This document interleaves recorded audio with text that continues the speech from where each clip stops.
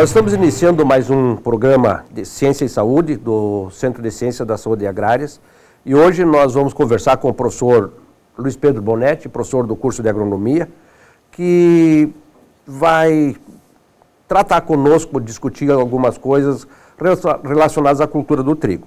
O professor Bonetti ministra essa disciplina no curso de Agronomia e nós gostaríamos de fazer alguns questionamentos, principalmente porque nós estamos já no auge, ou quase passando a época de semeadura do trigo. Então, professor Bonetti,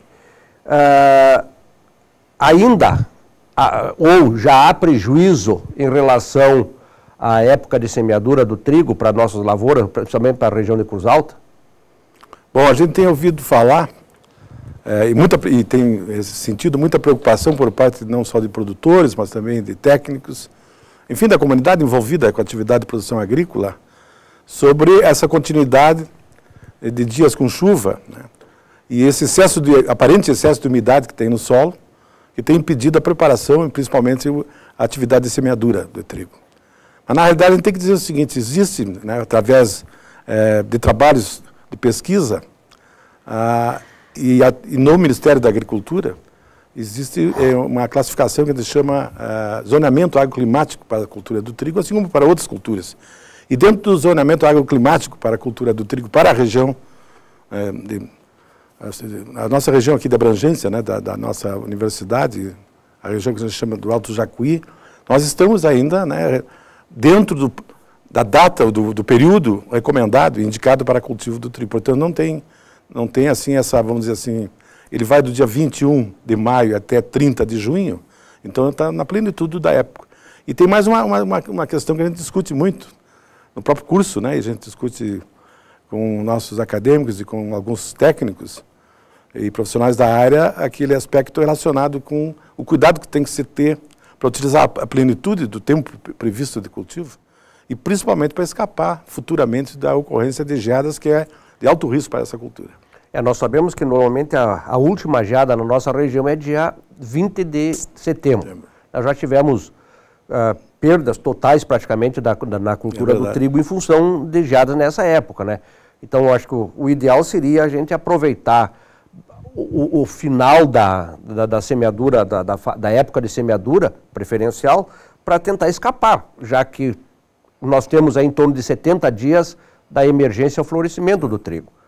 O que vale dizer que nós precisaríamos completar a semeadura preferencialmente na segunda quinzena do mês de junho. Portanto, estamos dentro da época, né? Exatamente.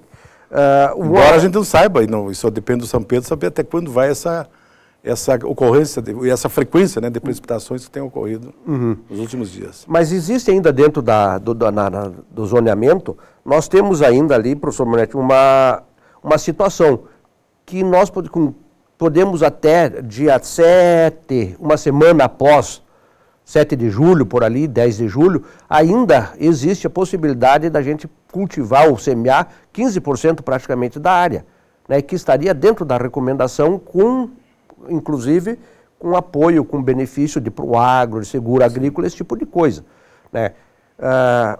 Um outro aspecto, por exemplo, e o nosso agricultor, muitos agricultores pensam nisso, é o seguinte: o trigo não pode interferir na soja. O que o senhor acha, na lavoura de soja?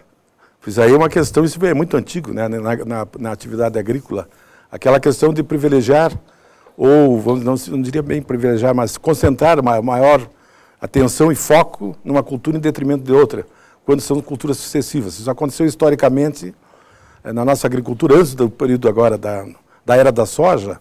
Nós tínhamos, por exemplo, no próprio inverno, nós tínhamos trigo e linho, né, que é foi uma cultura importante.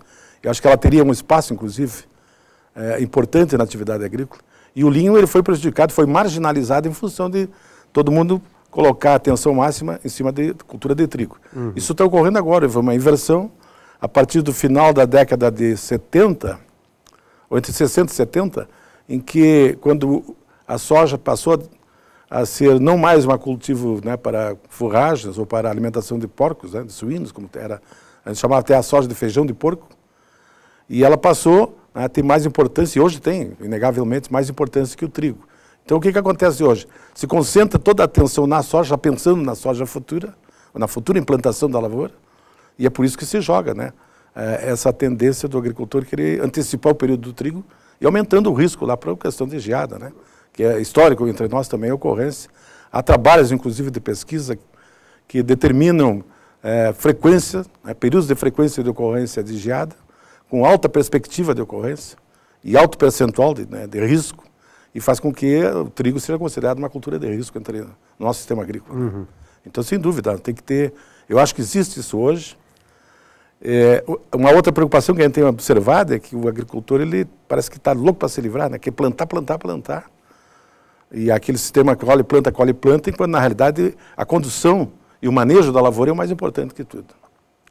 E aí a gente poderia dizer o seguinte, ó, há coisas básicas que às vezes a gente não, como tudo na vida, a gente não releva ou não leva em consideração. Por exemplo, uma boa semente, uma semente com características, né, de qualidade física, fisiológica assegurada, uma semente com procedência também assegurada, vale dizer semente fiscalizada, porque é uma semente de qualidade, porque esse é o arranque, né, o início da implantação. E o cuidado aquele com profundidade de semeadura, com densidade de semeadura adequada, isso tudo está dentro das recomendações da pesquisa, e a nossa assistência técnica, nossos agrônomos aqui da região, são plenamente capacitados, né, para orientar os produtores e para acompanhar a implantação da lavoura. Então, vale dizer, a boa implantação da lavoura é o básico do processo. E aí, independe, né, de condições climáticas e tudo mais. Tá, mas, professor Bonetti, então, ainda nessa época não há necessidade da gente estar aumentando densidade de semeadura nem nada. Estaria nós estamos tudo dentro do período normal. Dentro do período normal. A não ser aquilo que agora houve também, há um nicho aí, um espaço, né, de cultivo, que são aquelas chamadas trigo duplo propósito, que naturalmente, né, há a recomendação de aumentar um pouco a densidade, cerca de 20%, em relação à densidade normal, 300, 330 sementes por metro quadrado.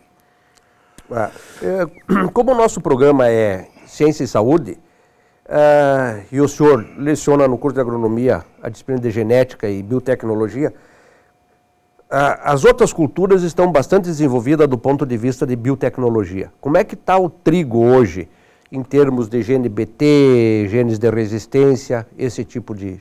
nessa situação? O trigo, e a gente tem falado isso em sala de aula, o trigo é uma cultura que houve, através da comunidade científica internacional, uma espécie de consenso, né, e de acordo, no sentido de que não se implementasse muita atividade biotecnológica em cima do trigo, como você faz com soja, com milho, com algodão, dado o fato de que o trigo é considerado uma cultura, aquela nossa do pão dia, né, o pão nosso de cada dia, aquilo que é o primeiro alimento, né, da nossa civilização, da humanidade, enfim. Então houve um consenso da comunidade científica internacional de que não se concentrasse trabalhos de pesquisa biotecnológica em cima do trigo. Por exemplo, não alterar geneticamente muito fortemente o trigo, como se tem feito com a soja e outras culturas.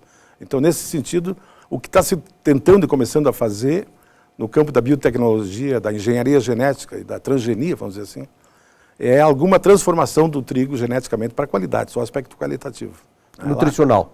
Nutricional e qualitativo, quer dizer, força de glúten, na melhoria do aspecto nutricional, a qualidade para panificação, enfim, mas não no aspecto como tem feito no manejo em si da espécie, né, ou do cultivo.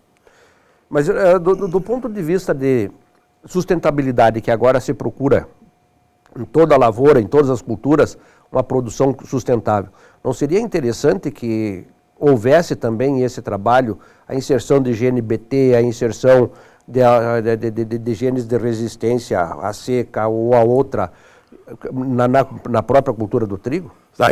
Por isso que eu disse, há um consenso de evitar-se, né, colocar muita tecnologia genética em cima dessa cultivação, em respeito a esse aspecto considerado assim, do pão como um fator de alimento básico, vamos dizer assim, mas não por exemplo, lá no Centro Internacional de Melhoramento de Milho e Trigo, no México, né, que é o maior centro internacional na cultura, já tem trabalhos, e já está avançando, esse trabalho já está na forma de linhagem, seria uma pré-variedade, com variedades de trigo com resistência seca, por exemplo. Né? Eles identificaram um gene dentro de uma planta que lá vamos dizer assim, no hemisfério norte é uma planta nativa, uma planta silvestre, E dentro dessa planta eles encontraram lá um gene, né, que condiciona a característica para tolerância seca, ou resistência seca. Já foi colocado dentro do genoma do trigo. E a expectativa é que, com muito otimismo, dentro dos 10 anos, no máximo, né, nós vamos ter então variedades já com resistência seca. Mas é assim, ó, o aspecto é que tem que considerar o contexto do trigo como uma cultura, né, inserida no universo, no globo, né, no globo terrestre. E aí nós vamos ter dois tipos de trigo. Nós temos bioclimaticamente uma classificação do trigo de inverno e o trigo de primavera. E aí é bom que aqueles espectadores entendam isso aqui. O trigo de inverno é aquele trigo que é cultivado nas regiões temperadas do mundo, né? Então lá não tem esses países que ocorre neve, o hemisfério norte, enfim, Canadá, Estados Unidos e norte da Europa.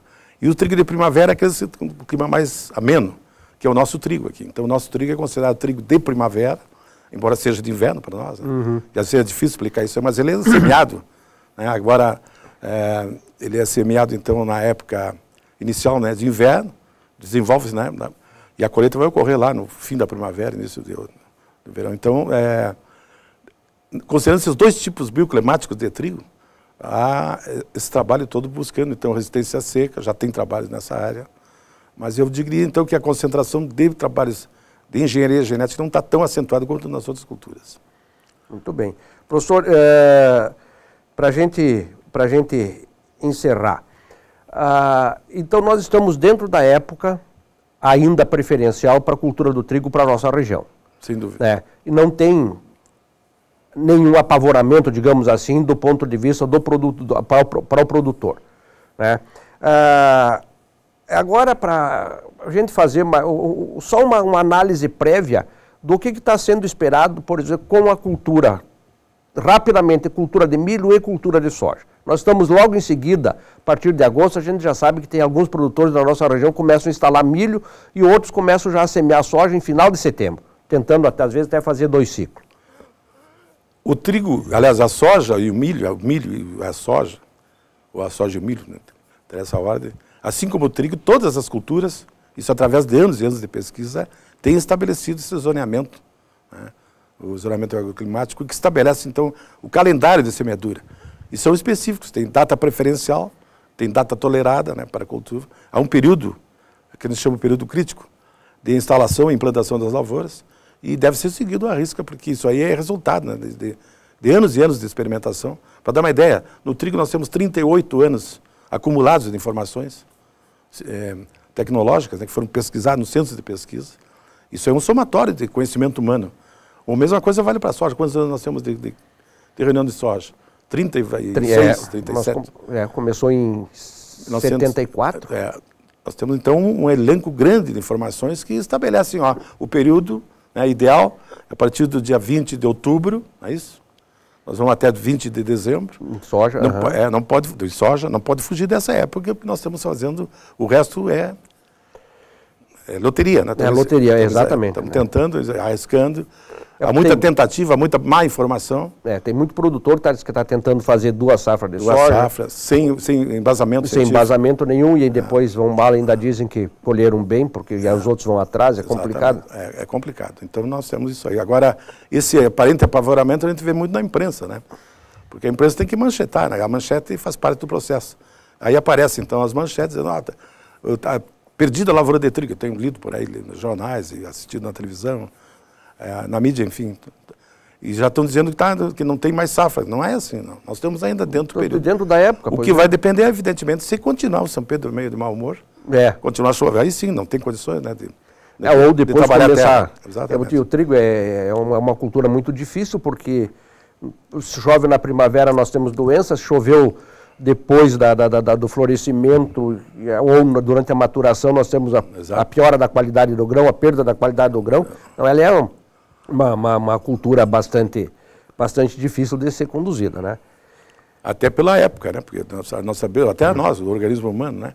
Nós sentimos mais as condições, os problemas os problemas do organismo sofrem muito mais com o inverno, porque o inverno é um período de intempéries, enfim, né? De frio, faz parte do processo. Mas já a gente dizer cultivo de inverno é cultivo de mais risco, mas não tem assim esse clima assim de fim de mundo, parece que não tem mais condições de se plantar lavoura, não é verdade. Não tá a tudo... não ser, é bom que você diga, né?